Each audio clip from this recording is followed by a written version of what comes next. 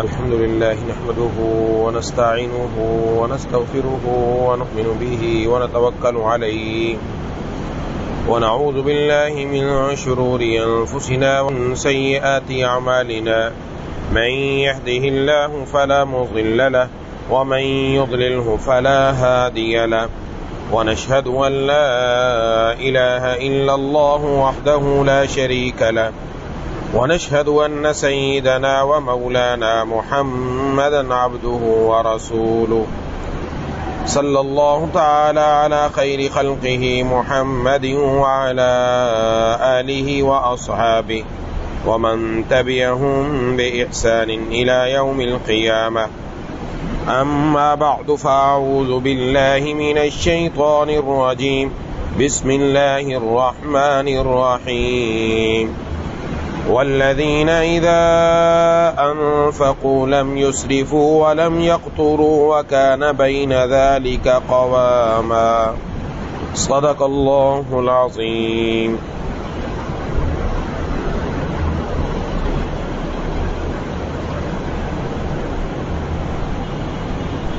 میرے دوستوں اور ساتھیوں اور میری ماؤں بہنوں اور بیٹیوں،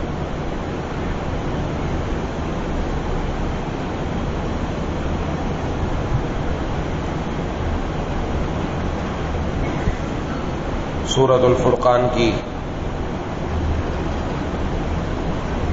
آیت نمبر 67 تلاوت کی ہے۔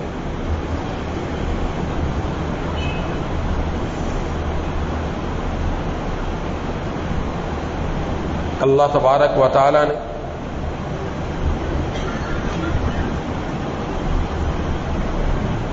عباد الرحمن کی، رحمان کے بندوں کی کچھ خاص صفات بیان فرمائی ہیں۔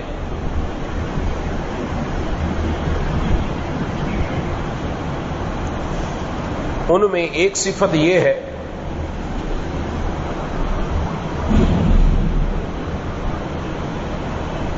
کہ یہ لوگ خرچ کرنے میں نہ اسراف کرتے ہیں اور نہ بخل کرتے ہیں۔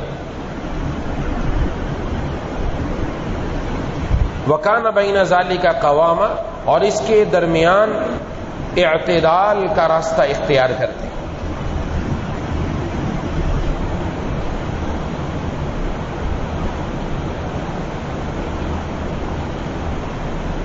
اس میں دو باتیں بیان فرمائی، ایک اسراف نہ کرنا، فضول خرچی نہ کرنا، اور دوسرا بخل نہ کرنا۔ اس سے متعلق کچھ باتیں میں پچھلے جمعے میں عرض کر چکا ہوں۔ اسراف کا تعلق صرف پیسہ خرچ کرنے سے نہیں ہے، ہر چیز میں اعتدال کا ہمیں حکم ہے، کہیں بھی ہمیں اسراف کرنے کی اجازت نہیں، چاہے اس کا تعلق کھانے سے ہو، چاہے اس کا تعلق پینے سے ہو، چاہے اس کا تعلق ہمارے وقت سے ہو، چاہے اس کا تعلق ہمارے وضو کرنے اور غسل کرنے سے ہو، چاہے اس کا تعلق پیسہ خرچ کرنے سے ہو، چاہے اس کا تعلق اللہ کے راستے میں صدقہ دینے سے ہو، ہر ایک جگہ پر ہمیں حکم ہے اعتدال اختیار کرو۔ کچھ باتیں اور مثالیں میں عرض کر چکا کہ کھانے کے اندر اسراف، کھانا ضرورت سے زائد لیا اپنی پلیٹ کے اندر، پورا نہ کھا سکے، بچ گیا، اب وہ جو بچ گیا وہ نالی کی نظر ہو گیا، وہ کسی غریب کے پیٹ میں نہیں گیا، وہ نالی کی نظر ہو گیا، اسراف ہے، ناجائز ہے۔ شادیوں کے اندر یہ بات بہت زیادہ ہمارے سامنے، مختلف دعوتوں کے اندر انسان کی طبیعت میں ایک ہرس ہے، کھا نہیں سکتا زیادہ لیکن ہرس ہے کہ یہ بھی چیز لے لوں، یہ بھی لے لوں، یہ بھی لے لوں۔ تھوڑا تھوڑا اگر لے لیا جائے تو بھی کام بن جائے گا۔ جتنا میں کھا سکتا ہوں میں اپنی کھانے کے بقدر تھوڑا سا لے لوں، دوبارہ ضرورت ہے پھر لے لوں، لیکن ایسا نہیں ہوتا۔ کیوں؟ اس لیے کہ ہمارا کھانا بھی سنت کے مطابق نہیں ہے۔ سنت کو چھوڑ دیا گیا. ہمارے بزرگ عجیب عجیب بزرگ گزرے ہیں. حضرت میاں اصغر حسین صاحب رحمۃ اللہ علیہ بڑے عجیب بزرگ تھے. مفتی اعظم پاکستان حضرت اقدس حضرت مولانا مفتی محمد شفیع صاحب رحمۃ اللہ علیہ فرماتے ہیں کہ ہمارے ان اکابر نے حضرات صحابہ کرام رضوان اللہ علیہم اجمعین کے دور کو زندہ کر دیا.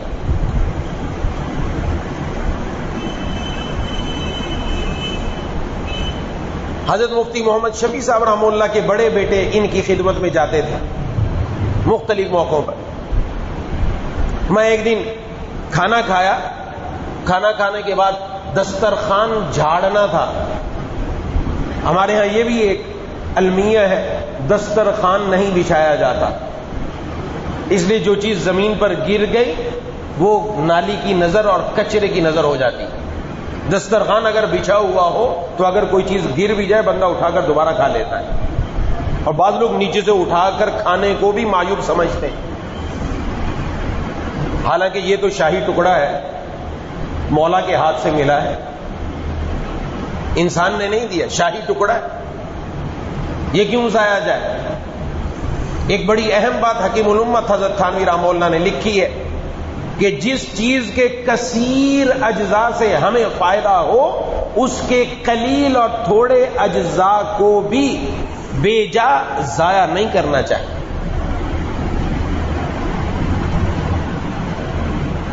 تو دسترخوان جھاڑنے کا موقع آیا تو فرمایا, میں اٹھا کر جانے لگا تو کہا کہ دسترخوان جھاڑنا بھی آتا ہے؟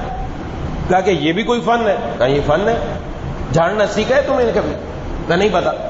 فرمایا اس میں ہڈیاں الگ کرو, اس کے اندر جو روٹی کے چھوٹے ٹکڑے ہیں وہ الگ کرو, اور پھر میں یہ جو روٹی کے ٹکڑے نکلے ان کو فلاں جگہ پر ڈالو, اور جو ہڈیاں وہ فلاں جگہ پر ڈالو. کہتے میں نے عرض کیا ایسا کیوں؟ تو فرمایا یہ جس جگہ میں نے کہا روٹی کے ٹکڑے ڈالو وہاں چیونٹیوں کا گھر ہے, وہ چیونٹیاں روٹی کے ٹکڑے کھا لیں گی, ضائع نہیں ہوگا رزق اللہ کا. اور جو جہاں ہڈیاں ڈالنے کا کہا وہاں کتے اور بلیاں آتی ہیں وہ کھا لیں گی تو وہ ان کے کام آ جائے گا. تو دسترخوان سے جو کچھ بچ گیا وہ بھی مخلوق خدا کے کام آ گیا. اور ایک دن فرماتے ہیں عجیب بات ہوئی کہ میں بیٹھا تھا, فرمایا آم کھاؤ گے؟ میں نے کہا جی کھائیں گے. آم لے آئے, آم کھائے. کھانے کے بعد اس کی گٹھلیاں بچ گئیں, چھلکے بھی بچ گئے. تو کہا کہ میں نے سمیٹا اور سمیٹ کر باہر جہاں کچرا ڈالا جاتا ہے وہیں ڈالنے کی غرض سے جانے لگا. تو فرمایا کہ یہ کچرا ڈالنے کا طریقہ آتا ہے تمہیں؟ اجازت سکھا دیجیے. تو فرمایا کہ یہ جو تم لے کر جا رہے ہو یہ اس کے جو گٹھلی ہیں وہ فلاں جگہ پر ڈالنا, اور جو اس کے چھلکے وہ ایک جگہ پر نہیں ڈالنا, پہلے تھوڑے سے فلاں جگہ پر ڈالنا, پھر تھوڑے سے فلاں جگہ پر ڈالنا, پھر تھوڑے سے فلاں جگہ پر ڈالنا. کیا بات سمجھ میں نہیں آئی؟ آپ نے ایسا کیوں فرمایا؟ تو فرمایا میں نے گٹھلیاں تو وہاں ڈلوائیں کہ جہاں پر بچے کھیلتے ہیں, تو بچے چونکہ گٹھلیاں اٹھا کر ان سے کھیلتے ہیں تو وہ اٹھا کر کھیل لیں گے, اور جو چھلکے وہ وہاں ڈلوائے جہاں سے جانور اور بکریاں گزرتی ہیں وہ وہاں سے کھا لیں گی. لیکن ایک جگہ اس لیے نہیں ڈلوائی کہ اگر ایک جگہ ڈالو گے تو لوگوں کی نظر میں آئیں گے یہاں قریب غریب لوگ رہتے جن کے پاس طاقت نہیں ہے کہ وہ آم خرید کر کھا سکے, ان کے بچوں کی نظر پڑے گی تو دل میں حسرت پیدا ہوگی. آتا ہے کہاں تک نظر ہے کا حسرت پیدا ہوگی, ان کو تکلیف پہنچے گی. اس لیے میں نہیں چاہتا کہ ہمارے آم کھانے سے بھی کسی کو تکلیف پہنچے. اور اب تو عالم ہی کچھ اور ہے, وہ بڑی آگے کی بات ہے. تو بہرحال عرض کرنا, اسراف, کھانے میں اسراف ہو رہا ہے, پینے میں اسراف. عرض کر دیا تھا کہ پانی پیا آدھا گلاس میں چھوڑ دیا, فیشن ہے. بوتل پی آدھی بوتل چھوڑ دی, فیشن ہے. جوس پیا آدھا چھوڑ دیا, فیشن ہے. اس کو کون لے گا؟ کوئی نہیں. یہ نالی کی نظر ہوگا, ناجائز کیا, حرام کیا. اور فضول خرچی کرنے والے شیطان کے بھائی ہیں. وہ عباد الرحمان میں کہاں سے شامل ہوں گے؟ وہ رحمان کے بندے اور بندیاں نہیں بن سکتے. فضول خرچی کرنے والے. یہ فضول خرچی ہے انسان کو تباہی اور بربادی کی طرف لے کر چلی جاتی ہے. اوقات کا ضیاع، اوقات کے اندر اسراف ہے، اوقات کے اندر فضول خرچی ہے. وقت بہت بڑی نعمت اللہ تعالیٰ نے عطا فرمائی، لیکن آج جتنا زیادہ ہم وقت ضائع کرتے شاید کوئی کرتا. اسراف ہے، یہ معمولی بات نہیں ہے. وقت بہت بڑی نعمت ہے، اتنی بڑی نعمت ہے، اس کے بارے میں ایک بزرگ نے فرمایا کہ میں نے پہلوں کا دور دیکھا ہے، تابعین تبع تابعین کا دور دیکھا ہے کہ وہ لوگ ایسے تھے جو سونے چاندی سے زیادہ اپنے وقت پر بخل کیا کرتے تھے، اپنا وقت کسی کو نہیں دیتے تھے. کیوں؟ اس لیے کہ ایک لمحہ میں لمحے کی بات کر رہا ہوں، یہاں پر میں مہینوں کی یا گھنٹوں کی بات نہیں کر رہا. ایک لمحہ انسان کو جہنم سے نکال کر جنت میں داخل کر دینے والا ہے. حدیث شریف کے مصداق کے موافق کوئی آدمی اپنے تمام گناہوں پر سچی توبہ کرتے ہوئے اپنی زبان سے یہ کہہ دے استغفر اللہ ربی من کل ذنب واتوب الیہ، اس کے ذمے کتنے بھی گناہ ہیں اسی لمحے اللہ سارے معاف فرما دیں گے. یہ جہنم سے نکل کر جنت میں داخل ہونے والا بن گیا. ایک لمحے میں فائدہ ہوا.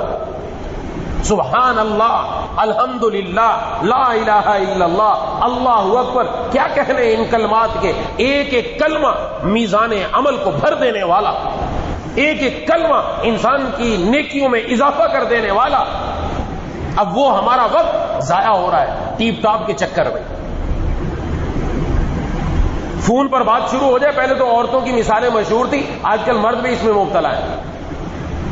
5 منٹ کی بات ہے، 5 منٹ کی، اس کے لیے آدھا گھنٹہ تو کہیں گیا ہی نہیں، اور گھنٹوں بات ہوتی ہے. زبان چل رہی ہے، بس ٹھیک ہے چل رہی ہے، کوئی مسئلہ ہی نہیں، پتہ ہی نہیں. اگر ٹیپ ریکارڈ لگا دیا جائے نا، ساتھ موبائل کی ریکارڈنگ لگا دی جائے، جتنی دیر بات کی ہے اس کے بعد سنیں کہ اس میں ہم نے کتنی کام کی بات کی. مردوں میں بھی جہاں بیٹھ گئے تھلے پر، ایک بات سے دوسری نکال لی، دوسری سے تیسری نکال لی، تیسری سے چوتھی نکال لی. فن ہے، وقت ضائع کرنا فن سمجھا جاتا ہے. ٹیپ ٹاپ میں اور لگ گئے. پہلے عورتیں میک اپ کرتی تھی، اب مرد بھی میک اپ کرتے ہیں. ان کو بھی شوق ہے ہم بھی میک اپ کریں. میک اپ کرنا ٹھیک ہے، اپنے آپ کو سجانا ایک حد تک اجازت ہے، لیکن اس پر گھنٹوں صرف ہوتے ہیں. گھنٹوں، ایک آدھ منٹ کی بات نہیں ہو رہی، یہاں گھنٹوں بات ہو رہی ہے کہ گھنٹوں اس پر خرچ ہوتے ہیں کہ آپ تیاری کرو، اور تیاری میں گھنٹوں. اور نوجوان بھی دلہا بننا ہے، اس نے گھنٹوں خرچ کیے. اب اس کو بتایا بھی جاتا ہے تو ٹمک کر کیسے چلے گا، تو پاؤں یوں رکھ، پہلا پاؤں ایسا نہ، دوسرا ایسا، تیسرا ایسے چلنا ہے. دلہن کو بھی پکڑ رکھا ہے 2 بندوں نے، دائیں بائیں سے 2 عورتوں نے، اس کو بھی چلانے کا طریقہ بتایا جا رہا ہے. یہ ہو کیا رہا ہے؟ یہ دنیا کی چکر بازیوں کے اندر انسان اپنے وقت کو برباد کرتا چلا جا رہا ہے. بیوی بچوں کے ساتھ بیٹھ کر ان کی دل جوئی کرنا جائز ہے، عبادت ہے، لیکن اس کا مطلب یہ نہیں ساری رات ہی بیٹھے ہیں. وقت ہی نکل رہا ہے، ساری رات بیٹھے، فجر کی اذان ہوگی چلو آپ سوئے، ساری رات بیٹھ کر وقت پاس کیا جا رہا ہے. یہ کیا ہو رہا ہے؟ جو بیوی بچوں کے ساتھ بیٹھے تھے، وقت ضائع کر دیا. وہ وقت کام میں بھی آ سکتا تھا، اس کو کام میں لیا جا سکتا تھا. حافظ ابن حجر رحمت اللہ علیہ، صحیح بخاری شریف، جو بخاری شریف اصح الکتب بعد کتاب اللہ، قرآن کریم کے بعد سب سے صحیح کتاب بخاری شریف ہے، اس کی شرح لکھی ہے انہوں نے، فتح الباری. اس وقت یہ آج کل کا دور نہیں تھا کہ کمپیوٹر پر نکل جائے، پرنٹ نکل جائے، یہ ہو جائے وہ ہو جائے. ہاتھ کے اندر قلم ہوتا تھا، وہ بانس کا قلم، اس کے ذریعے لکھی جاتی تھی حدیثیں. پھر ان حدیث کی تشریح، ان کی وضاحت، وہ بھی اسی سے لکھتے تھے. تو جب لکھتے اس کا کٹ آگے سے موٹا ہو جاتا تو اس کو بنانا پڑتا تھا قلم کو دوبارہ. اگر کسی نے دیکھا ہو کہ بعض ہمارے بزرگ بیٹھے انہوں نے دیکھا ہے ایسا کہ اس کا کٹ بنانا پڑتا تھا. تو جب کت بنانے کے لیے بیٹھتے تو اپنی زبان کو اللہ کے ذکر میں مشغول کر دیتے کہ کت بنانے کی دیر بھی میری زبان ذکر اللہ سے خالی نہ رکھے. حالانکہ وہ کت بنانا بھی کس کے لیے تھا؟ حدیث لکھنے کے لیے. وہ بھی عبادت تھا، وہ بھی عبادت تھا، لیکن اس کے باوجود کیفیت یہ تھی کہ یہ میرا وقت بھی ذکر میں لگ جائے. اور آج تو ٹیپ ٹاپ میں لگ جائے، باتوں میں لگ جائے، آج تو نے کیا بنایا کیا نہیں بنایا، بس شروع ہو گیا کام، فلانا ہو گیا ٹمکانا ہو گیا، تو نے کون سا کپڑا لیا تھا، اچھا فلانی دکان سے لیا تھا، یوں ہو گیا وہ ہو گیا، لے بھیا شروع ہو گیا کام۔ اب کہاں سے اس بات کو روکیں گے؟ زبان چل رہی ہے اور گھنٹوں برباد ہو رہے ہیں، صبح سے لے کر شام تک گھروں میں یہی باتیں چل چل کر اپنا وقت خرچ کر کے ضائع کر دیں۔ یہ وقت اللہ کے ذکر میں لگا دیتے، یہ وقت کسی کام میں لگا دیتے، یہ وقت تلاوت میں لگا دیتے، اس وقت کو منظم کر لیتے کہ چلو میں اس وقت میں اماں کی خدمت کر لیتا ہوں، یا گھر میں خواتین اماں کی خدمت کر لیتی ہوں، سر میں تیل ڈال دیتی ہوں، ان کو دبا دیتی ہوں، ابا کی خدمت کر لیتے ہیں، یہ تھوڑا سا وقت نکلا اس میں یہ کر لیتے ہیں، یہ کر لیتے ہیں۔ یہ 10 کام انسان اپنے اگر معین کر لے، اس کا کام منظم ہو جائے، پھر دیکھیں ہمارے اوقات کے اندر اللہ برکت کیسی عطا فرما دیتے ہیں۔ اب یہ اسراف ہے، یہ بھی سر میں اسراف۔ مومن کا کام نہیں ہے وہ اپنا وقت گھنٹوں بیٹھے فیس بک پر، کیا ہو رہا ہے اوپر نیچے ہو رہا ہے، فیس بک میں بس پوسٹیں اوپر جا رہی ہیں، کیا فائدہ اس کا؟ فائدہ کیا؟ انگلی تھکا رہے ہیں، ساری رات بیٹھے چل رہا ہے کام، کیا فائدہ ہے اس کا؟ کوئی فائدہ ہے؟ کوئی فائدہ نہیں، بلکہ الٹا نقصان ہے۔ الٹا نقصان ہے کہ اس میں اچھی بات تو نظر آنی نہیں ہے، اس کے اندر بری بات، رب کی نافرمانی والی بات، بے حیائی والی بات، فلم عریانی فحاشی ننگی فلمیں یہ تو نظر آئیں گی، باقی کچھ نہیں نظر آئے گا، اور گندگی کی طرف جائے گا۔ کیا فائدہ اس کا؟ فیس بک چلائی جا رہی ہے، کوئی پوسٹ آ گئی، وہ ماں باپ کی خدمت کرنے پر یہ سب دم ٹک کیا، کلک کیا، پوسٹ آگے جاری کر دی کہ مجھ سے بڑا کوئی نہیں۔ گھر میں اماں ابا بیٹھے منہ تک رہے ہیں کہ کب بیٹی یا بیٹا فارغ ہو، اپنے موبائل کو چھوڑے اور ہماری خدمت کے لیے آئے۔ اس کے پاس اتنا ٹائم نہیں ہے، یہ پانی بھی نہیں پلا سکتا ہوں۔ حالت اور کیفیت یہ ہے ہمارے گھروں میں کہ اگر کسی کے پاس موبائل ہے نا ہاتھ میں اور اس کو کام کہہ دیا بڑے نے تو غصہ آ جاتا ہے اس کو کہ کیسے کہہ دیا کام، اس وقت تو بڑے اہم کام میں مشغول ہے۔ پہلے بزرگوں کے پاس بیٹھا کرتے تھے، باتیں سنا کرتے تھے، خدمت کیا کرتے تھے، آج ختم ہوتی جا رہی۔ ماؤں کے پاس ٹائم نہیں ہے اپنی بچوں کی تربیت کرنے کی، کیونکہ انہوں نے فیس بک کے اوپر اپنا وقت پورا کرنا ہے۔ ان کی ڈراموں کی قسطیں ابھی باقی ہیں، فلانے ڈرامے کی بھی باقی ہے، اور فلاں پروگرام لگا تھا اس کی بھی کافی قسطیں باقی ہیں، وہ بھی میں پوری کر لوں پھر کام کریں گے۔ بچہ دودھ مانگ رہا ہے، کوئی پتہ نہیں ہے کہ اس کو دودھ کی ضرورت ہے کہ نہیں ہے، اس کی پرورش کیسی ہو، وہ کیا دیکھے کیا نہیں۔ جب وہ ماں کو دیکھے گا یہ گانے سن رہی ہے، ماں کو دیکھے گا فلمیں اور ڈرامے دیکھ رہی ہے، اس بچے پر اثر کیا آئے گا؟ وہ تربیت کیا ہوگی؟ یہ تو ایک الگ ہمارے لیے المیہ ہے۔ یہ تو میں ابھی اوقات کی بات کر رہا ہوں، اوقات میں زیادتی اسراف ہے، ناجائز فضول خرچی، اور یہی کل قیامت والے دن پکڑ میں آنے والا ہے۔ یہ معمولی بات نہیں، ہمارا ایک لمحہ ہمیں اللہ کا قرب نصیب کر سکتا ہے، اور ایک لمحہ ہمیں اللہ سے دور کر کے جہنم میں ڈال سکتا ہے۔ یہ اس لمحے کو قیمتی بنانا ہے تو اپنے اوقات کو تول کر خرچ کریں، اپنا نظام الاوقات بنا لیں کہ میں نے دن میں اپنے اوقات کو کیسے پورا کرنا ہے، کیسے گزارنا ہے۔ یہ ابھی اسی میں بتایا، وضو ہو رہا ہے، غسل ہو رہا ہے، اس میں اسراف ہے، پانی میں زیادتی ہے، وضو کے اندر جتنا پانی لگنا چاہیے اس سے زیادہ لگایا۔ حضرت سعد رضی اللہ تعالیٰ عنہ فرماتے ہیں، وہ ایک مرتبہ وضو کر رہے تھے، آپ صلی اللہ علیہ وسلم نے فرمایا اے سعد یہ اسراف وضو کے اندر؟ انہوں نے عرض کیا وضو میں بھی اسراف؟ فرمایا ہاں، اگر چلتی ہوئی نہر پر بیٹھ کر بھی تم وضو کرو اور اس میں اسراف کرو تو ناجائز ہے۔ چلتی ہوئی نہر، اندازہ لگایا، چلتی ہوئی نہر سے اگر پانی لیا جائے گا وہ پانی واپس نہر میں جانا ہے، وہ کہیں اور نہیں جانا، وہ ضائع نہیں ہو رہا، دوبارہ اسی میں جانا ہے اور پھر آگے جا کر وہ کام میں آ سکتا ہے۔ لیکن اپنے جسم پر ضرورت سے زائد پانی استعمال کرنا یہ اسراف ہے۔ جناب نبی کریم صلی اللہ علیہ وسلم نے وضو کرو، ایک مرتبہ دھونا یہ فرض ہے، 2 مرتبہ دھونا نور علی نور ہے، اور 3 مرتبہ دھونا یہ سنت کو پورا کرنا ہے۔ اور میں 3 مرتبہ دھونا یہ میرا وضو ہے اور مجھ سے پہلے انبیاء علیہ السلام کا وضو ہے۔ اب 3 مرتبہ آزاد دھل گئے، لیکن کوئی کہتا ہے نہیں میں نے تو 4 مرتبہ دھوؤں گا، 5 مرتبہ دھوؤں گا، اور یہ سنت سمجھ کر آگے اضافہ کر رہا ہے۔ آپ صلی اللہ علیہ وسلم نے فرمایا ایسے شخص نے برا کیا، اس نے ظلم کیا، اس نے حد سے تجاوز کیا۔ اب کیا ہے، ٹوٹی کھلی ہوئی ہے، مسواک ہو رہی ہے، پانی جا رہا ہے، باتیں ہو رہی ہیں۔ پانی کی ٹوٹی تھوڑی بھی کھل سکتی ہے، نہیں اس کو فل کھولنا ہے، فل رفتار سے پانی ہے، وہ ضائع ہو رہا ہے، جسم کو لگ ہی نہیں رہا وہ پانی۔ دھونے کا طریقہ ہے کہ آپ اپنی ٹوٹی کو تھوڑا کھولیں اور جب ہاتھ میں پانی لے لیا منہ پر ڈالنا ہے تو پھر ٹوٹی بند کر دو ایک ہاتھ کے اشارے سے، پھر پانی لے لو۔ غسل کر رہے ہیں تو اس میں یہ عالم ہے، غسل کر رہے ہیں فوارہ چلا لیا بس چل رہا ہے، کوئی پرواہ نہیں، جسم پر پانی پڑے نہ پڑے اس کی کوئی پرواہ نہیں، بس چل رہا ہے۔ ابھی صابن لگانے کے لیے الگ بیٹھ گئے، شیمپو لگایا، وہ فوارہ چل رہا ہے۔ ہاں اس فوارے کے نیچے کھڑے ہو جائے اس لیے کہ جسم کو ٹھنڈک حاصل ہو تو کم از کم فائدہ تو کچھ ہو۔ جسم کو پانی لگ نہیں رہا، وہ ضائع ہو رہا ہے اور ہمیں اس کی قدر نہیں، کیونکہ پانی ہمارے پاس وافر مقدار میں بغیر پیسے کے مل رہا ہے۔ ان سے جا کر پوچھیں اندرون سندھ جن کے پاس پانی نہیں، جا کر دیکھیں تو آنکھیں کھلی کی کھلی رہ جائیں گی۔ وہ لوگ وہاں سے پانی لیتے ہیں جہاں سے جانور بھی پیتا پانی، انسان بھی پانی پیتے ہیں۔ جھیل اور دوسری تالاب جہاں ہر قسم کی چیز ہے، وہیں سے انہوں نے پانی پینا اور وہاں سے لے کر جا رہے۔ اللہ نے ہمیں صاف شفاف پانی دیا اور ہم قدر ہی نہیں کر رہے اس کی۔ وضو اور غسل میں اسراف ہے،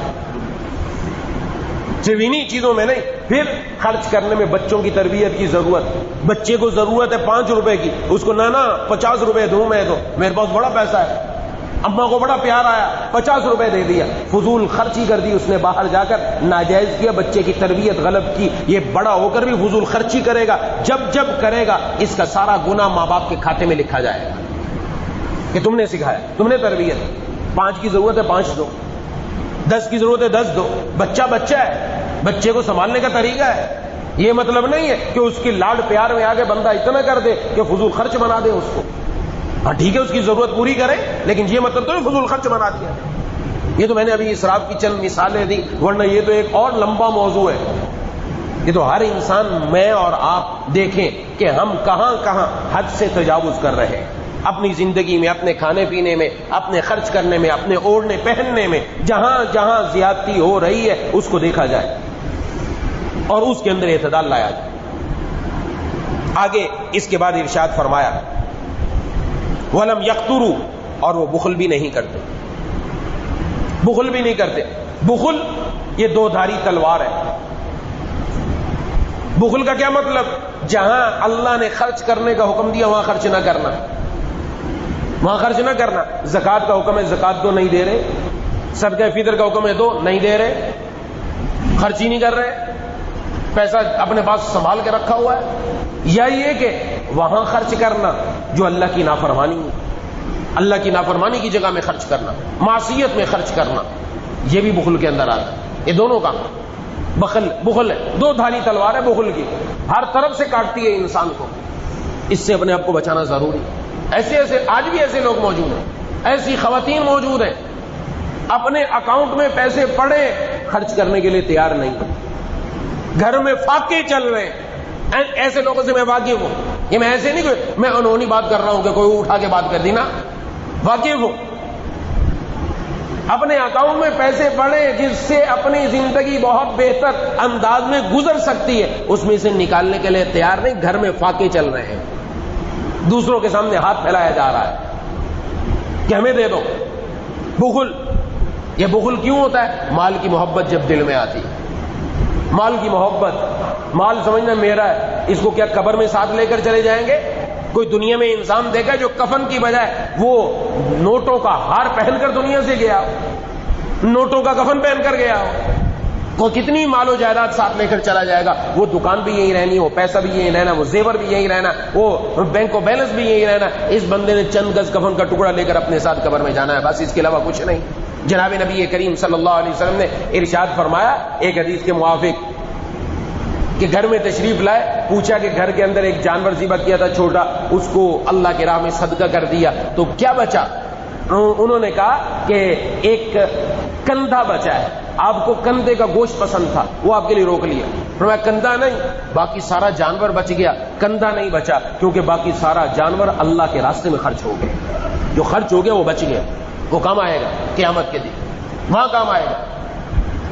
جناب نبی کریم صلی اللہ علیہ وسلم نے ارشاد فرمایا کسی مسلمان نے کسی مسلمان کو کپڑا پہنایا، میں نے پچھلی مرتبہ عرض کیا تھا خواتین بھی دیکھے مرد بھی دیکھے، مہینے میں دیکھا کرو جو زائد کپڑے گھر میں وہ کسی کو دے دیے جائے، ضرورت مند کو کسی کو دے دیے جائے، کسی کے جسم پر آ جائے، صدقہ نہیں کر سکتے بیچ دیں، لیکن صدقہ کرنے میں جس نے کسی کو کپڑا پہنایا جب تک اس کے جسم پر اس کا ایک ٹکڑا بھی باقی ہے، یہ دینے والا اس وقت تک اللہ کی حفاظت میں رہتا ہے، من جانب اللہ حفاظت ہو رہی ہے۔ جو کھانا دینے والا ہوگا، جو صدقہ کرنے والا ہوگا، جو کسی کے پیٹ بھرنے والا ہوگا، اس کے لیے کیا کیا فضائل ہے وہ الگ ہے۔ تو بخل اپنے اندر سے نکالنا چاہیے۔ یہ بخل مال کی محبت کی وجہ سے آتا ہے، پیسہ میرا نہیں دینا کسی کو، دھتکار دینا، بھگا دینا، یہ انسان کو تباہی اور بربادی کی طرف لے کر جاتا ہے۔ یہ بخل اپنی ذات سے نکل جائے، یہ مال کی محبت جب نکلتی ہے تو پھر بخل ختم ہوتا ہے. اور بخل ختم کرنے کا طریقہ یہی اللہ کے راہ میں خرچ کرنے کی عادت بنائے, اللہ کی راہ میں خرچ کرنے کی عادت بنائے, اور جو جتنا خرچ کرتا رہے گا اتنا زیادہ اللہ تبارک و تعالیٰ عطا فرماتے رہیں گے. جہاں جہاں خرچ کرنے کا حکم ہے, من اعطا للہ ومنع للہ, جس نے اللہ کے لیے دیا, جس نے اللہ کے لیے روکا, فرمایا اس کا ایمان مکمل ہو گیا. دینا بھی اللہ کے لیے, روکنا بھی اللہ کے لیے, دونوں میں ہم آزاد نہیں, نہ اسراف ہو, فضول خرچی بھی نہیں, جہاں چاہے اڑا دیا پیسہ, نہ, دو بھی اللہ کے لیے. اور روکنا ہے, بخل ہر جگہ پر کیا جائے, نہیں نہیں, کہیں کہیں شریعت نے حکم دیا روکو, وہاں روکنا ہے, وہاں پیسہ خرچ نہیں کرنا. وہ کون سی جگہ؟ اللہ کی نافرمانیوں کی جگہ. جس نے یہ دو کام کر لیے اس کا ایمان مکمل ہو گیا. اپنی ذات پر خرچ کرنا اس لیے کہ اللہ نے میرے جسم کا مجھ پر حق رکھا ہے, میں اللہ کی ذات کے لیے, اللہ کی رضا کے لیے اپنے اوپر خرچ کرتا ہوں. اپنے اوپر خرچ کرنا بھی صدقہ اور ثواب ہے. یہ میں کس لیے لایا؟ اپنی بیوی بچوں کے لیے لایا. بیوی بچوں پر اللہ کی رضا کے لیے خرچ کرنا بھی صدقہ ہے. یہاں تک کہ حدیث میں فرمایا کہ آدمی اپنی بیوی کے منہ میں اگر ایک لقمہ ڈالتا ہے یہ بھی صدقہ ہے, اس کا بھی ثواب ملتا ہے. اس لیے لایا کوئی چیز کہ عزیز و اقارب میں, پڑوس میں کوئی غریب ہے, یہ چیز اس کو دوں گا, اللہ کی رضا کے لیے. یہ دینا بھی اللہ کے لیے, یہ سارا دینا اللہ کے لیے, اللہ کے لیے ہو دینا, دنیا کے لیے نہیں, دکھلاوے کے لیے نہیں, ریا کے لیے نہیں کہ لوگ کہیں بڑا سخی ہے, لوگ کہیں بڑا مالدار ہے, نہیں نہیں, اللہ کی رضا کے لیے دینا, چھپ چھپا کر دینا, بس دینے کی عادت ہو. من اعطا للہ.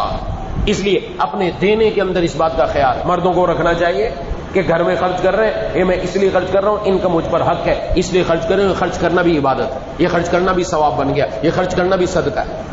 عورتیں وہ بھی یہی کام کریں, خرچ کرنے کی عادت ہو.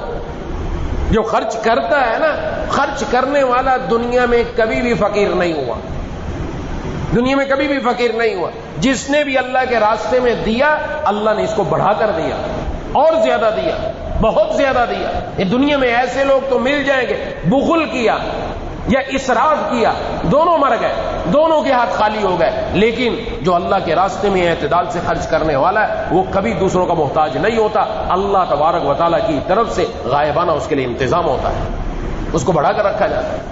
یہ جو چھوٹی چھوٹی مثالیں میں نے عرض کر دی, جناب نبی کریم صلی اللہ علیہ وسلم نے تو یہاں تک ارشاد فرمایا کہ تم اپنے گھر کے اندر کھانا بنا رہے ہو تو اپنی ہنڈیا کے اندر شوربہ زیادہ کر لو. بوٹی زیادہ کرنے کا حکم نہیں دیا, شوربہ زیادہ کر لو. شوربہ ہر آدمی زیادہ کر سکتا ہے, میں شوربہ زیادہ کر لو, اور جب ہنڈیا پک جائے اس میں سے 1 چمچ نکال کر اپنے پڑوسی کو بھی دے دو. یہاں تک فرمایا. یہ بہت لمبی چوڑی بات ہے. یہاں تک فرمایا. پہلے دور کے اندر کنویں سے پانی نکالا جاتا تھا, جانا پڑتا تھا پانی لینے کے لیے. پانی نکالا اپنے ڈول میں اپنے ڈول سے کچھ پانی اپنے بھائی کے برتن میں بھی ڈال دو, یہ بھی صدقہ ہے. یہ بھی اللہ تبارک و تعالیٰ کے یہاں قابل قبول ہے. یہ چھوٹی چھوٹی مثالیں عرض کر رہا ہوں, بڑی کی بات تو ابھی بات کی, ورنہ تو حضرات صحابہ اکرام رضوان اللہ علیہم اجمعین کی صفت تو وہ تھی کہ یہ صرف سخاوت نہیں, سخاوت سے آگے بڑھ کر ایثار کیا کرتے. ایثار یہ معمولی بات نہیں. ایثار کا مطلب یہ ہے خود محتاج ہوں میں, خود محتاج ہے, اپنی محتاجی کے باوجود خرچ دوسرے پر کر دیا. محبوب کبریا خاتم الانبیاء جناب نبی کریم صلی اللہ علیہ وسلم تشریف فرماتے, ایک آدمی آئے, آ کر عرض کیا کہ میں حاجت مند ہوں, ضرورت پوری کی جائے. محبوب کبریا خاتم الانبیاء صلی اللہ علیہ وسلم نے اپنی زوجہ مطہرہ کے پاس پیغام بھیجا, گھر میں کچھ ہے. بات بہت توجہ سے سننے کی, حدیث شریف ہے, غور سے سننے کی خواتین کے لیے بھی. آپ صلی اللہ علیہ وسلم نے پہلے دوسروں کو ترغیب نہیں دی, اپنے گھر میں بھیجا. اپنا مال پہلے اللہ کی راہ میں دینا. لیکن آپ صلی اللہ علیہ وسلم اور آپ کی ازواج مطہرات, ان کی تربیت ہی ایسی تھی. آپ صلی اللہ علیہ وسلم ہر زوجہ مطہرہ کو, اپنی بیویوں میں سے ہر بیوی کو پورے سال کا نفقہ سال کی ابتدا میں دے دیا کرتے تھے کہ ان کا خرچہ میرے ذمہ میں بنتا ہے, یہ تمہارا خرچ, یہ تمہارا خرچ. اور وہ بھی اللہ کی بندیاں, ایسی ازواج مطہرات ہیں, سارا کا سارا اللہ کی راہ میں صدقہ. لیکن کسی کے سامنے شکوہ نہیں. اما عائشہ صدیقہ رضی اللہ عنہ فرماتی کہ ہمارے گھر میں 2 مہینے لگاتار ایسے گزر جاتے تھے کہ چولہا گھر میں نہیں جلا کرتا, چولہا نہیں جلتا. تو آپ صلی اللہ علیہ وسلم نے زوجہ مطہرہ کے پاس بھیجا, پوچھا گھر میں کچھ ہے؟ کہا سوائے پانی کے اور کچھ نہیں. دوسری کے پاس بھیجا, انہوں نے بھی یہی جواب دیا.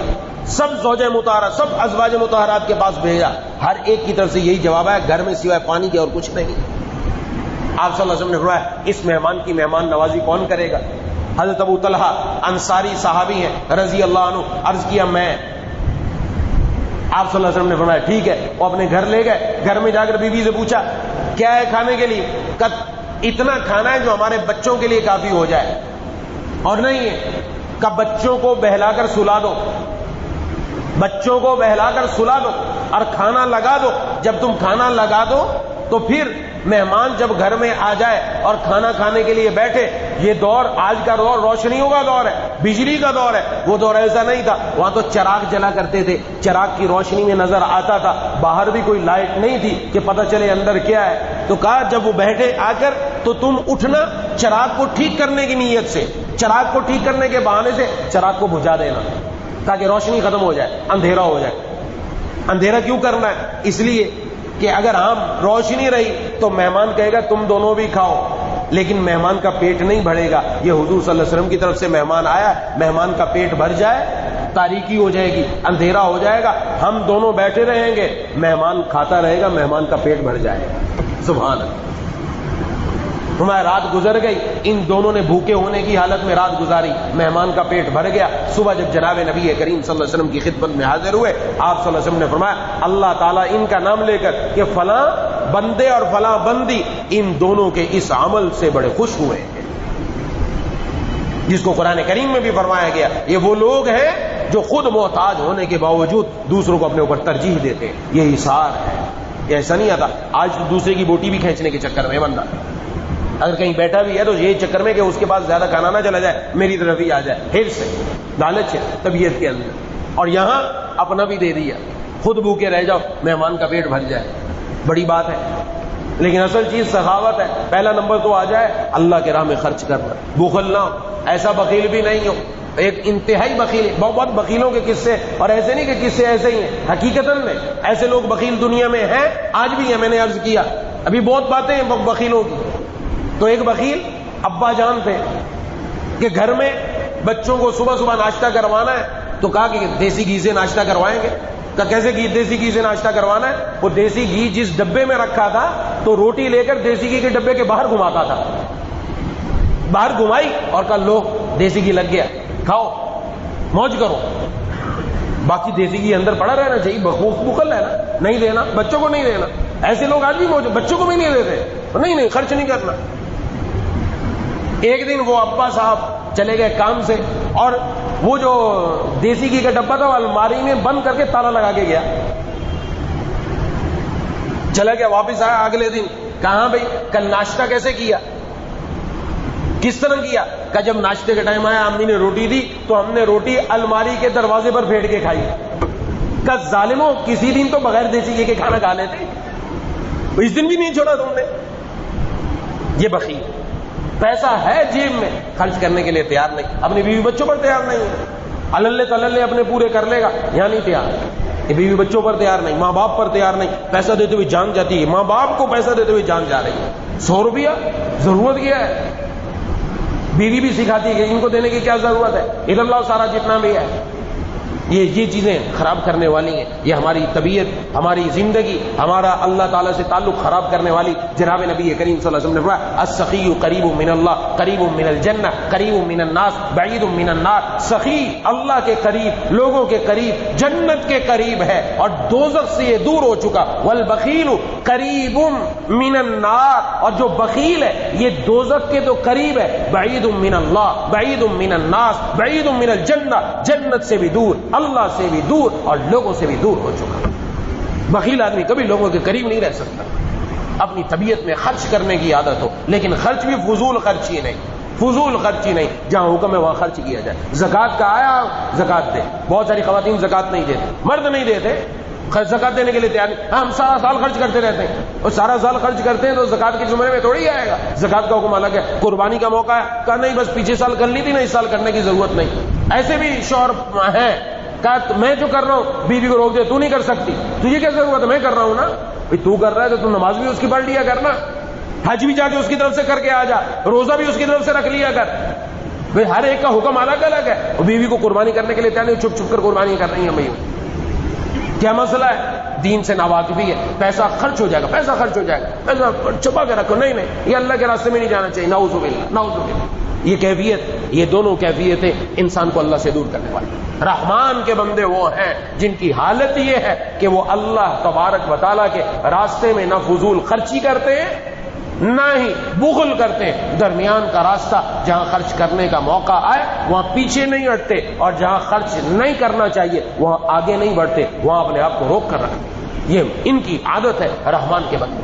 اس چیز کی آج اشد ضرورت ہے، آج اشد ضرورت ہے. ہمیں کچھ پیسہ اپنے پاس ہونا یہ انسان کی زندگی کے اندر ضروری ہے، خاص طور پر آج کے دور میں جب ہمارا ایمان ہمارے ہاتھ سے نکالنے کی پوری تیاری کی جا چکی ہے. فقر، جناب نبی کریم صلی اللہ علیہ وسلم، فقر یعنی محتاجی، غریبی، غربت قریب ہے کہ انسان کو کفر تک پہنچا دے. نعوذ باللہ، کفر تک پہنچا دے. اور آج وہی دور ہے، غربت اور فقیری انسان کو کفر تک پہنچا رہی ہے. نعوذ باللہ. اللہ محفوظ رکھے، اللہ سب مسلمانوں کی حفاظت فرمائے، اللہ سب مسلمانوں کو اپنے غیب کے خزانوں سے اتنا دے کہ اس کو کسی کے سامنے ہاتھ نہ پھیلانا پڑے. لیکن اس کے لیے ضروری ہے اللہ سے مانگنا. جس کے دل میں قناعت آ جائے وہ بخل نہیں کرتا، اس کے دل میں مال کی محبت ہی نہیں ہوتی. مال کی محبت ہونا علامت ہے اس بات کی کہ یہ بخیل ہے. بخیل بخل کرے گا. قناعت اللہ سے مانگے، اللہم قنعنی، اے اللہ مجھے قناعت عطا فرما دیجئے. کس پر؟ اس رزق پر جو آپ نے مجھے عطا فرمایا ہے. قناعت، بما رزقتنی، جو آپ نے دیا. اشارہ کر دیا یہ مال بھی آپ نے دیا، میرا نہیں ہے، یہ دیا آپ ہی نے، میرا کوئی اس میں کمال نہیں ہے، لیکن اس میں ہی قناعت عطا فرما دیجئے کہ دل دائیں بائیں نہ ہو میرا. اس لیے اس بات کی فکر کرنے کی ضرورت ہے اور اس بات کو دیکھنے کی ضرورت ہے. ہم اپنے کھانے پینے، خاص طور پر کھانے پینے میں اس کی کوشش کی جائے. جب بندہ فضول خرچی کرتا ہے اللہ اس نعمت کو انسان سے چھین لیتے ہیں، وہ نعمت باقی نہیں رہتی. جیسے شکر کرنے سے نعمت بڑھتی ہے، فضول خرچی کرنے سے نعمت بڑھتی نہیں، گھٹ جاتی ہے، یہاں تک کہ ختم ہو جاتی ہے. اس لیے اپنا، ہمارے گھروں میں یہ بہت ہو رہا ہے، کھانا پینا بہت ضائع ہوتا ہے. بجائے ضائع ہونے کے وہ جو بچا لیا جائے وہ کسی غریب کے پیٹ میں چلا جائے. کتنے ایسے لوگ اب بھی موجود ہیں، دائیں بائیں آپ دیکھیں گے ایسے ایسے لوگ موجود ہیں جن کی کیفیت یہ ہے کہ ان کو کھانے کے لیے کچھ نہیں، لوگوں کے سامنے ہاتھ پھیلا رہے، دینے والے بھی نہیں ملتے. ایسے ایسے لوگ مناظر دیکھنے میں آتے کہ ان کے پاس کھانے کو نہیں ہے، وہ پھر کچرے میں بیٹھ کر وہاں سے اٹھا کر کچھ کھا رہے ہیں، اس کے علاوہ چارہ ہی نہیں ہے ان کے پاس. تو اپنی زندگی میں غور کرنا چاہیے، دائیں بائیں دیکھنا چاہیے کہ ہمارے محلے میں، ہمارے عزیز و اقارب میں کوئی ایسے لوگ تو نہیں ہیں. اگر ہمیں اللہ تعالیٰ نے صاحب ثروت بنایا، صاحب مال بنایا، اپنی ضروریات پوری ہونے کے بعد ہمارے پاس مال بچ رہا ہے تو وہ کسی غریب کی ضرورت پوری کر دی جائے، کسی غریب کی ضرورت میں لگا دیا جائے. بچیوں کی شادیوں میں بجائے لاکھوں سے آگے بڑھ گئی ہے اب بات خرچ کرنے کے، اپنی بچی کے ساتھ کسی غریب کی بچی کی بھی شادی کروا دی جائے، کسی غریب کی بچی کے بھی ہاتھ پیلے کروا دیے جائے. پھر اس کا دیکھیں اللہ تعالیٰ آگے جا کر ثمرہ کیا عطا فرماتے ہیں. آج لاکھوں خرچ ہو جاتے ہیں لیکن گھروں میں محبتیں نہیں ملتی، گھروں میں خوشیاں نہیں ملتی. چند ہی دنوں بعد طلاقوں کی نوبت آ جاتی ہے. جس خوشی کی ابتدا رب کو ناراض کر کے ہو وہ خوشی کبھی خوشی باقی نہیں رہ سکتی. جس خوشی کی ابتدا ہو جائے یہ اسراف ہے، زیادتی ہے، حد سے تجاوز ہے. اعتدال کے ساتھ سارے کام ہوں. اس لیے اپنی ذات میں غور کرتے رہنا ہے، ایک ایک چیز کو دیکھتے رہنا ہے، پوچھ کر چلتے رہیں گے، یقیناً اللہ تعالیٰ مدد فرمائیں گے. دعا ہے کہ اللہ تعالیٰ مجھے اور آپ کو ان باتوں کو صحیح طور پر سمجھنے کی، اس پر عمل کرنے کی توفیق عطا فرمائے. وآخر دعوانا الحمدللہ رب العالمین. بسم اللہ الرحمن الرحیم. الحمدللہ رب العالمین الرحمن الرحیم مالک یوم الدین. ایاک نعبد و ایاک نستعین. اهدنا الصراط المستقیم صراط الذین انعمت علیہم غیر المغضوب علیہم ولا الضالین. اللهم صل على سيدنا مولانا محمد وعلى آل سيدنا ومولانا محمد وبارك وسلم. ربنا اغفر لنا ذنوبنا وكفر عنا سيئاتنا وتوفنا مع الأبرار. ربنا لا تزغ قلوبنا بعد إذ هديتنا ربنا لا تزغ قلوبنا بعد إذ هديتنا وهب لنا من لدنك رحمة إنك أنت الوهاب. یا الہ العالمین، یا ارحم الراحمین، یا ذا الجلال والاکرام، یا مالک الملک، یا احکم الحاکمین، ہم سب کا یہاں مل بیٹھنا قبول فرما لیجیے. میرے کہنے میں، مردوں عورتوں کے سننے میں اخلاص پیدا فرما دیجیے۔ مولا کریم ہم سب کو ان باتوں پر عمل کرنے کی توفیق عطا فرما۔ یا اللہ ہمیں رحمان کے بندوں اور بندیوں کی جو صفات بیان فرمائی وہ صفات ہمارے اندر بھی پیدا فرما دیجیے۔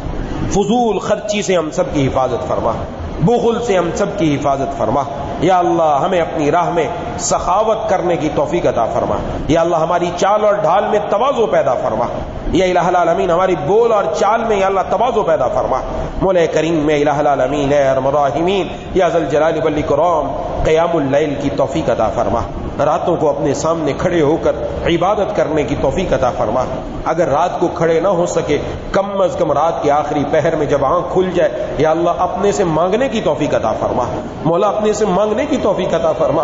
اے الہ العالمین ہماری، ہمارے والدین کی، بیوی بچوں کی، بہن بھائیوں کی، دوستوں احباب کی، تمام رشتہ داروں کی، اہل پاکستان کی، پوری امت مسلمہ کی مغفرت فرما دیجیے۔ مولا کریم ہم میں سے جو بیمار ہیں، گھروں میں جو بیمار ہیں، دوستوں احباب میں جو بیمار ہیں، جنہوں نے بیماروں کے لیے دعا کے لیے کہنا چاہتے تھے نہیں کہہ سکے یا امید رکھتے ہیں یا پیغام پہنچایا نہ پہنچ سکا، سب کو شفائے کاملہ عاجلہ مستمر عطا فرما۔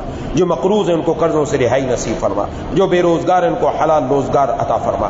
یا اللہ جن گھروں میں اختلافات اور جھگڑے ہیں وہاں اتفاق، اتحاد، محبتیں پیدا فرما۔ جہاں ساس اور بہو کے جھگڑے ہیں ان کے درمیان اتفاق، اتحاد، محبتیں پیدا فرما۔ یا اللہ جو بیویاں اپنے شوہروں کی نافرمان ہیں ان کو اپنے شوہروں کا فرما بردار بنا۔ جو شوہر اپنی بیویوں پر ظلم کرتے ہیں یا اللہ ان کے دلوں میں نرمی اور رحم پیدا فرما۔ مولا کریم اے الہ العالمین یا ذل جلال والاکرام ہم سب کو ایک دوسرے کے لیے اپنے گھروں میں، شوہر کو بیوی کے لیے، بیوی کو شوہر کے لیے، والد کو اولاد کے لیے، والدہ کو اپنی اولاد کے لیے، والدین کے لیے اولاد کو ایک دوسرے کے لیے دین میں معاون بنا دیجیے۔ مولا کریم گھروں میں مسجدوں والا ماحول بنا دیجیے، گھروں میں قرآن کریم کی تلاوت کی توفیق عطا فرما دیجیے، حضور صلی اللہ علیہ وسلم کی سنتیں زندہ کرنے والا بنا دیجیے۔ اے الہ العالمین ہمارا اٹھنا بیٹھنا، چلنا پھرنا، جاگنا سونا، یا اللہ کھانا پینا، ہر ایک کام اپنے محبوب صلی اللہ علیہ وسلم کے طریقے کے مطابق کرنے کی توفیق عطا فرما۔ اے الہ العالمین اے ارحم الراحمین یا ذل جلال والاکرام یا اللہ سلامتی اعضاء، سلامتی ایمان کے ساتھ زندہ رکھیے، سلامتی اعضاء، سلامتی ایمان کے ساتھ دنیا سے اٹھائیے۔ رقیق القلب، رحیم المزاج، حلیم الطبع بنا دیجیے۔ قلب سلیم، فہم سلیم، عقل سلیم عطا فرما اور عقل سلیم پر فضل عظیم عطا فرما۔ مولا کریم یا ذل جلال والاکرام جو مانگ سکے وہ بھی عطا فرما، جو مانگنا چاہیے تھا نہیں مانگا، بغیر مانگے ہم سب کو عطا فرما۔ اللہم کل خیر لکل مسلم و مسلمہ، اللہم ارحم امت محمد صلی اللہ علیہ وسلم۔ ربنا تقبل منا انك انت السميع العليم وتب علينا انك انت التواب الرحيم صلى الله تعالى على خير خلقه محمد وعلى اله واصحابه اجمعين برحمتك يا ارحم الراحمين۔ یہ آج کل خواتین کے اندر ایک فیشن چل رہا ہے ناخن بڑھانے کا، تو ناخن بڑھانا یہ جائز نہیں ہے۔ فیشن کے طور پر جو بڑے بڑے ناخن رکھے جاتے ہیں 40 دن میں ایک مرتبہ ناخنوں کا کاٹنا ضروری ہے، اور وہ بھی اچھے طریقے سے، نہیں کاٹیں گے تو یہ مکروہ تحریمی ناجائز ہے۔ اور بڑے بڑے ناخن ہونا یہ کافروں کا طریقہ ہے، مسلمانوں کا طریقہ نہیں ہے۔ آئیڈیل بنانا ہے آپ نے تو اما عائشہ صدیقہ رضی اللہ تعالی عنہ کو آئیڈیل بنائیے، اما خدیجہ رضی اللہ تعالی عنہ کو آئیڈیل بنائیے۔ دنیا کی ان عورتوں کو جو اللہ سے دور ہیں، جو حضور صلی اللہ علیہ وسلم سے دور ہیں، جو شیطان کے راستے پر چل رہی ہیں، ان کو اپنا آئیڈیل نہ بنائیے۔ اس لیے اگر کسی خاتون کے اس طرح غلطی سے ایک ناخن بڑھے ان کو چاہیے وہ کاٹ کر چھوٹا کرے۔ حضور صلی اللہ علیہ وسلم کی سنت یہی ہے، ہمارے پیارے محبوب صلی اللہ علیہ وسلم کا طریقہ یہی ہے، انہی کے طریقے پر چل کر ہم دنیا میں بھی سکون پا سکیں گے، اپنی قبر میں بھی اور آخرت میں بھی۔ شیطان کے راستے میں کبھی سکون نہیں۔ اس لیے درخواست ہے کہ جن کی ناخن بڑھے وہ اپنے ناخنوں کو چھوٹا کریں، بڑا نہ کریں۔ اور